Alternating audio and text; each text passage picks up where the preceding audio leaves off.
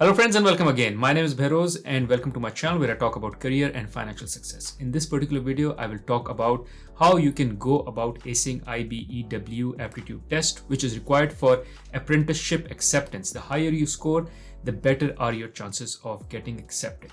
Now, the test is essentially made up of math and verbal reasoning. However, in this video, I will only focus on math because that is usually the difficult part of the test. In case you want me to make a separate video on verbal reasoning, please let me know in the comments. Now, make sure that you stay tuned till the end of this video because what I will cover in this video is what does the test contain, what are the different forms of mathematical questions, how you can go about solving them. I will share with you some sample examples as well. And towards the end of this video, I will share with you some smart hacks, some smart tips that you can make use of in order to ace your test. Now, one call out before we move forward. In case you find any value from this video, I have to ask for you. One, smash the like button as this keeps me motivated. Second, press the subscribe button along with the bell icon so you get notified as soon as I put a new content on this channel. On this channel, I post content pertaining to financial and career success. So make sure you subscribe and like to my channel. Now let's get rolling back into the video. Now, generally speaking, in the test, you will receive around 69 questions that you have to solve in 96 minutes.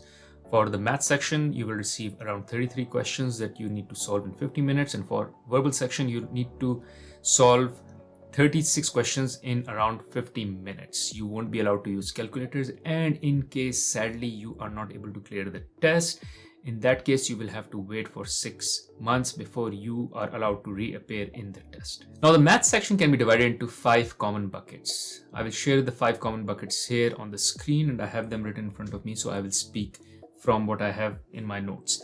One is algebraic expression, second is simplifying and factoring polynomials, the other one is understanding different formats of functions, fourth is analyzing functions, and last one is number series and sequences.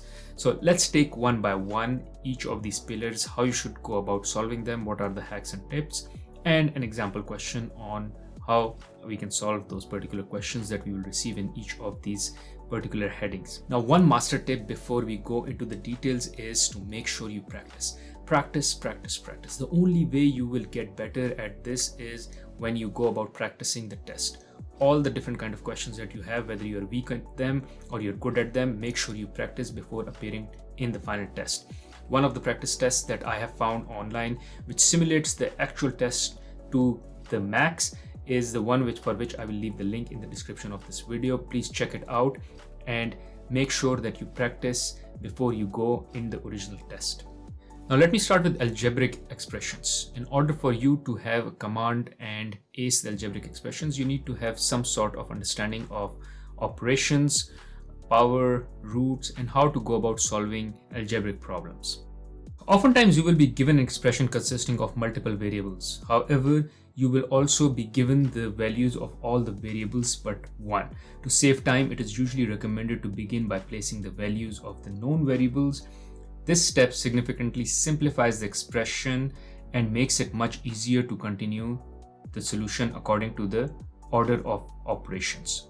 So here in this question, what we will do is we will plug in the values that are given to us in the question, which is a equals to 3 and b equals to 1, and then we will solve for c.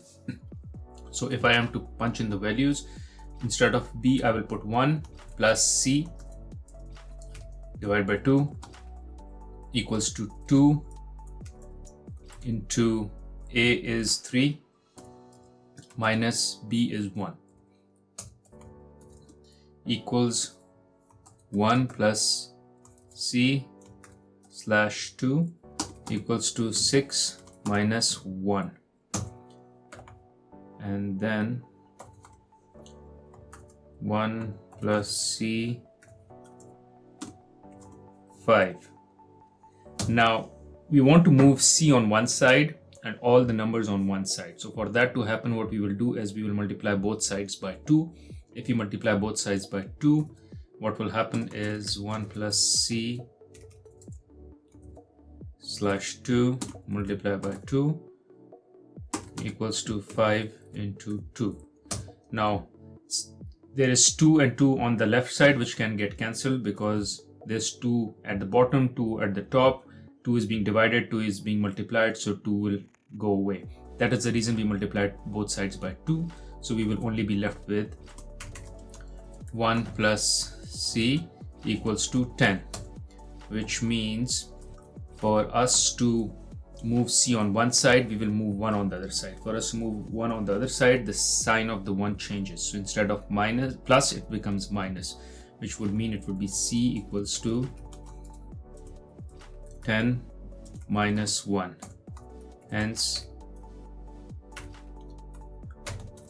C equals to 9. Essentially what we did was we subtracted both sides by 1. So minus 1 on the left side, minus 1 on the right side. When we put minus 1 on the left side, the 1 goes away and only C is left. When we put minus 1 on the right side, it becomes 10 minus 1, which is equal to C. So 9 is the answer. Let's move to the next one. Here what we will do is we will simplify the equation. So let me open the brackets first. So 3m plus, opening the brackets, 2 multiplied by 4m, which would be 8m, minus 2 into 5, which will be 10, equals to 12. 3m plus 8m is 11m, minus 10 equals 12. Moving 10 on the other side, the sign will change, it will become plus. So it will become 11m equals to 22. Now, in order to move m on one side and numbers on other side, we will divide both sides by 11. So 11m divided by 11 equals to 22 divided by 11. So we are left with m here and we will be left with 2 here. So m is equal to 2, which is C. Now let's move on to the next question. Here what we will do is we will put the value of x plus y equals to 3 in the equation. So that is what I will do, which will be 5. Then bracket x plus y is 3 raised to power 2 minus 2 into 3 equals to, this is what we are trying to solve. So 5 into 3 square is 9, which will be 9, minus 2 into 3 is 6, equals to 5 9s are 45, minus 45 minus 6, and this will be 39. Our answer is 39, which is A. Now next one is simplifying and factoring polynomials. In these questions, you need to demonstrate your proficiency in manipulating polynomials. You will either need to simplify polynomials or will be factoring polynomials.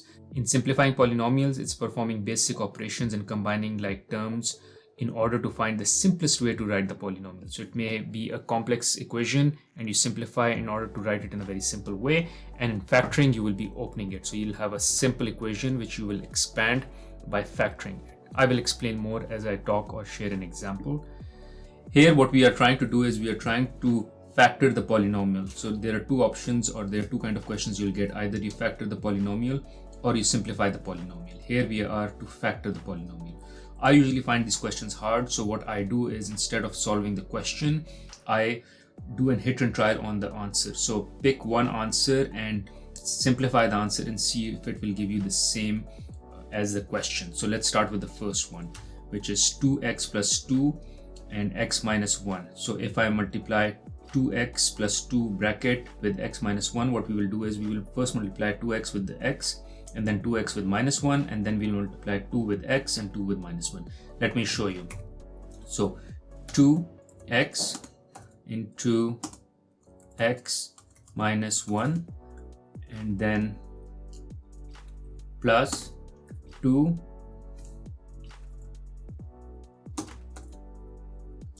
x minus 1. So this is essentially what we are doing. We are opening the bracket. So 2x is being multiplied with x minus 1, and then the 2 is being multiplied with x minus 1. So this is as per the first equation.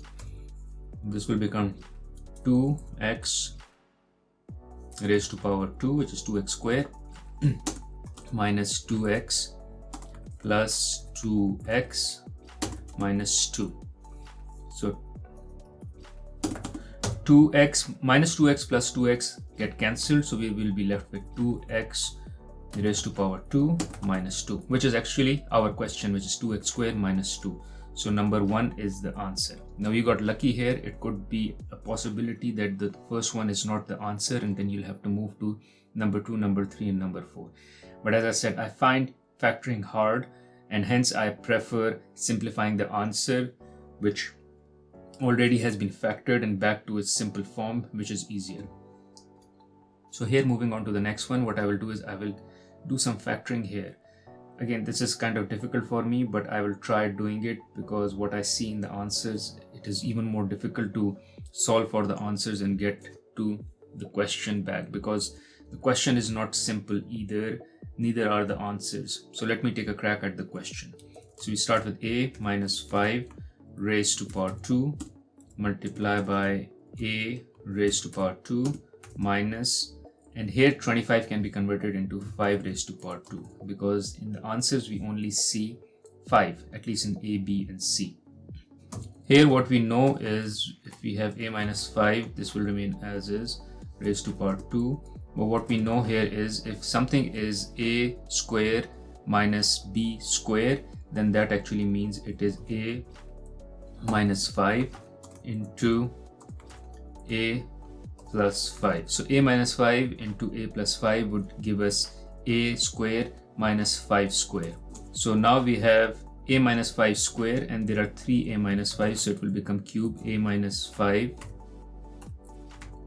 raised to power 3, and then we will have a plus 5, which is number C. So number C is our answer. Now let's move to the next one. Here what we will do is we will simplify the equation. So we have 4y cube minus 2y cube, they can easily be minus, so we will be left with 2y cube, and then we have 5 and 8, which will become 8, and then we have 2z square. We can't do anything about it, so we'll keep it as is,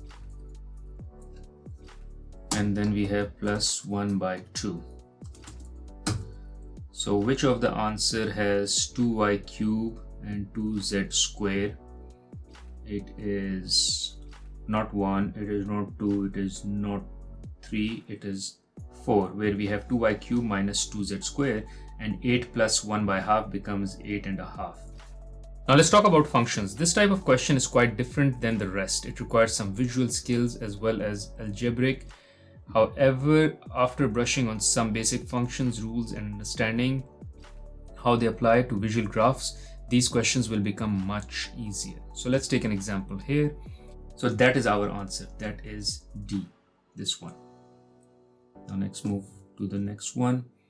Here we have functions.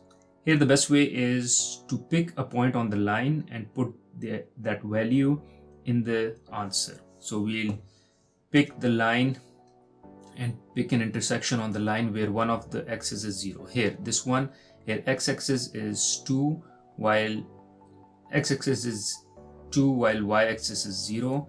So if we put, let's pick number A.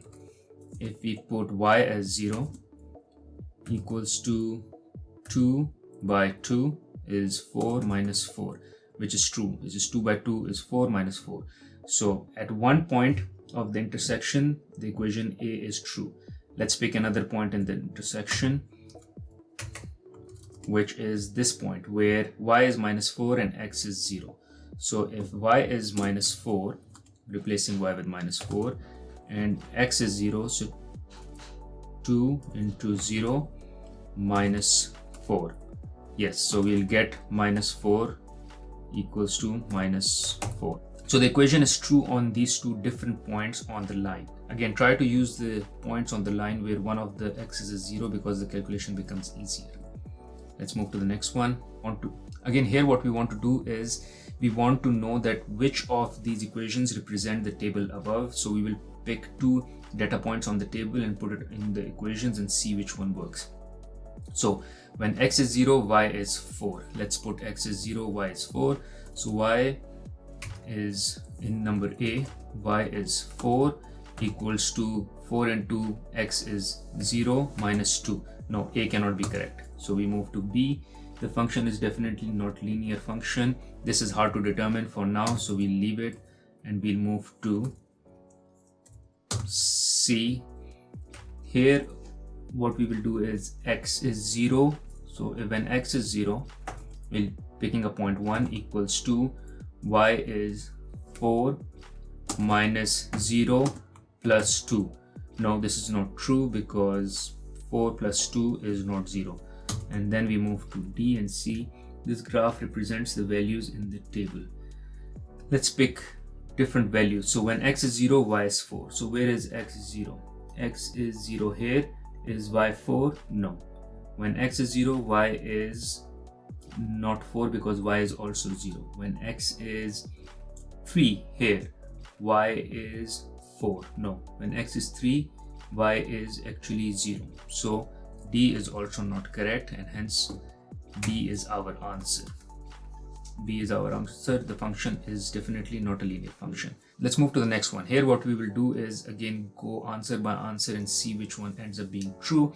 If D is less than -1. So if D is less than -1, let's say it's -2. So we will have 3 into -2 equals to E minus 3. So this is -6. And then 3 moves on the other side, becomes plus 3 equals to E, which will be -3 equals to E. The first one says E is positive. No, E is not positive. E will be negative. So this is not true. Let's try again. If D is greater than -3, so 3 into, let's say it's greater than -3, which is -2. Yeah, we know if it's -2, E will be negative. But what if it is, let's say 5? So 3 into 5, will it still be true or not? Equals to E minus 3. So 3 into 5 is 15 plus 3 equals to E. Now this is not true as well, because to an extent it will be negative, but afterwards it will start become positive. Let's see number C. If D is greater than -1, E is positive. So if D is greater than -1, which is, let's say D is 0, so 3 into 0 equals to E minus 3. This will be 0 plus 3 equals to E. Yes, every time D is greater than -1, E will be positive. So C is true, because even if I put in here, let's say 1, this becomes 3 and the number becomes 9. So E will always be positive, whatever the number is, as long as D is greater than -1. So C is our answer. Let's move to the next one. Here we need to solve the equation from two different angles. Like we have to find two different equations. This is not an easy one. So what we will do is 3x plus 8 is greater than 12, and the other one is 3x plus 8 is less than -12, and then we will solve for the two equations. So 3x is greater than 12 minus 8, 3x is greater than 4, x is greater than 3/4. Okay, this is one answer, and let's go to our other one, which is 3x is less than 12 minus 12, and then 8 will go on the other side, it will become -20. So x is less than 20/3. The only equation where both of these are true is x is greater than 4/3, which is A, and x is less than -20/3, which is again A. So A is our answer. Again, when you get inequalities, you have to write them in two different forms in order to find the answer. Last but not the least, we have number series. So last but not the least, we have some number series. In these questions, you are presented with a sequence of numbers. Your goal is to determine which of the options is the next number in the series. Here, the hack is at layer 1, determine the difference between the different numbers in the series. So you have a difference coming out. Now, you may also need to determine the difference between the differences that you figured out. So let me take an example for you to understand better and will illustrate my point. Here, what we will do is first we will determine the difference between each one of them. So 5 and 9, the difference is 5. 9 minus 5 equals to 4. and then we have 18 minus 9 equals to 9, and then we have 34 minus 18 equals to. So here what we will need to do is we need to determine the difference between the numbers. So we determine the difference between the numbers, which is 4, 9, 16, and then we have to determine the difference between the differences, which is between 4 and 9 the difference is 5, between, I'll put it here, between 16 and 9 the difference is 7. So for the next one the difference has to be, because the difference is increasing by 2, so the difference would be 9. So 16 plus 9 would be 25, which means that whatever will be the number when I subtract it by 34, it should give me 25, which is it will be actually 24, 5 plus 34, which is 59. So 59 minus 34 gives me 25, which is 9 plus 9 then 16. So 59 is the answer. What is the next number in the series? In the next one, again we determine the difference between 29 minus 16, which is 13. Then we determine the difference between 42 minus 29, which is 13 as well, and then 55 minus 42, which is 13. Here in the sequence the delta between all the numbers is 13, so we will add 13 to 68. 68 plus 13 equals to 81, so 81 is our answer. Now one bonus tip that I promised you towards the beginning of the video is that after you've done your practice, after you are ready for the test, figure out which are the questions you're good at and which are the questions you're not so good at. When you head to the test, make sure you first deliver all the questions that you're good at. Skip the ones you're not good at. You want to save time. You want to hit the questions that you know for sure and find easy. So do them first. Create a win for yourself. Let's say out of 33 questions, you are able to do 20 questions because you know them, you can ace them, and you do them in less than half of the time. Once that is done, now you have all the time left to figure out the questions where you're not good at. Even in those questions, figure out the ones which are complicated, which will take more time. Just skip them and move to the ones which are relatively easy and won't take a lot of time. Solve them first. Once you've solved them, then come back to the questions which you don't have much command on, you find complex and you find they will take a lot of time.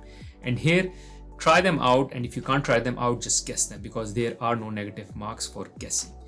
Thank you for watching this video. Hopefully this video was helpful for you to now have some idea in order to know how to go about preparing for the test and what are the tips and hacks for different kind of questions that you will receive. In case you found value in this video, I'm sure you'll find value in another video where I talk about how you can go about acing your interview with regards to behavior interview. You can check out that video here. Other than that, there is another video where I talk about how you can go about introducing yourself in an interview. You can check out that video here. Thank you.